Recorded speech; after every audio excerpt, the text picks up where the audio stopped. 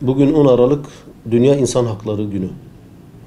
Bundan 68 yıl önce Birleşmiş Milletler dünya insanların haklarını, hukuklarını garanti altına almak, muhafaza etmek için böyle bir metin hazırlayıp altına imza atmışlar. Ancak geldiğimiz an itibariyle bugün bir 10 Aralık gününü yaşamaktayken maalesef başta Halep olmak üzere Arakan, özellikle İslam beldeleri ve Müslümanların yaşadıkları diğer dünya coğrafyalarında maalesef, tekrar ediyorum maalesef Müslümanların kanları akıtılmakta, Müslümanlar kıyımlardan geçirilmekte, anaların feryatları işitilmektedir.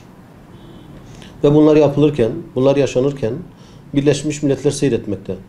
Hatta daha da kötüsü, belki bu kıyımlar, katliamlar, hak ihlalleri ya bu metne imza atan ülkelerin bizzat kendi destekleriyle veya yönlendirmeleriyle yapılmaktadır.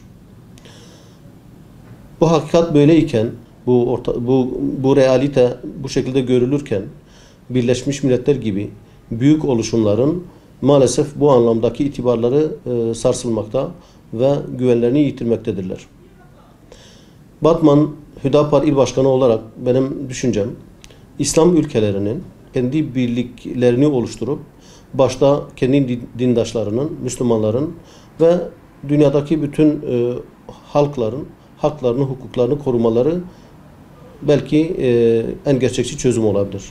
Başta mustazaf ve mazlumların olmak üzere bütün insanların Dünya İnsan Hakları Günü'nü kutluyorum, tebrik ediyorum. Teşekkür ediyorum.